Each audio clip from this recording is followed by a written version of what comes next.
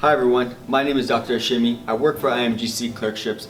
I'm a professor that helps teach their USMLE board review programs.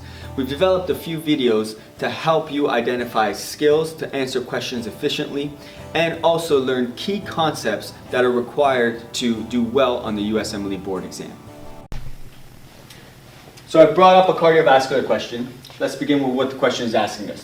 What is the most likely to be heard on cardiac auscultation? And as we scan our answer options, we're given specific auscultatory sounds related to valvular manifestations. So let's go back to the vignette to get a better understanding of what is going on with this patient so we can answer the question. We have a 26-year-old man who's brought to the ED by ambulance after being found unconscious on a park bench. He is unconscious and appears markedly pale and diaphoretic.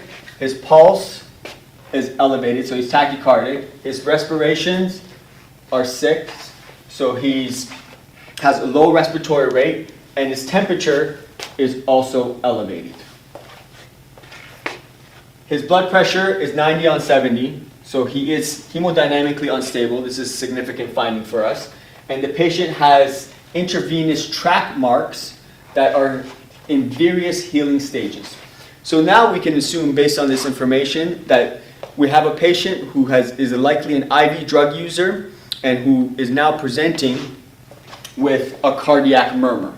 So what you will need to ask yourself is, IV drug users use intravenous drugs. Drugs enter the venous system and then enter the right side of the heart. So the most likely valve to be affected is the tricuspid valve. And then the next question you need to ask yourself is, if a valve is affected by a bacteria, are you more likely going to hear a regurgitative sound or a stenotic sound? And the answer to that question is a regurgitative sound, because as vegetation enters the right atrium and it binds to the tricuspid valve, this valve becomes incompetent and you'll have regurgitation every time the right ventricle contracts. It will pump blood back into the atrium.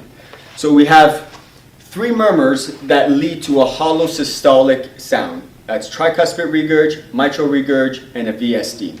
Since we've now determined, based on the vignette, that this patient most likely has a tricuspid regurgitation, we can just find holosystolic murmur in our answer options, click it, and move on.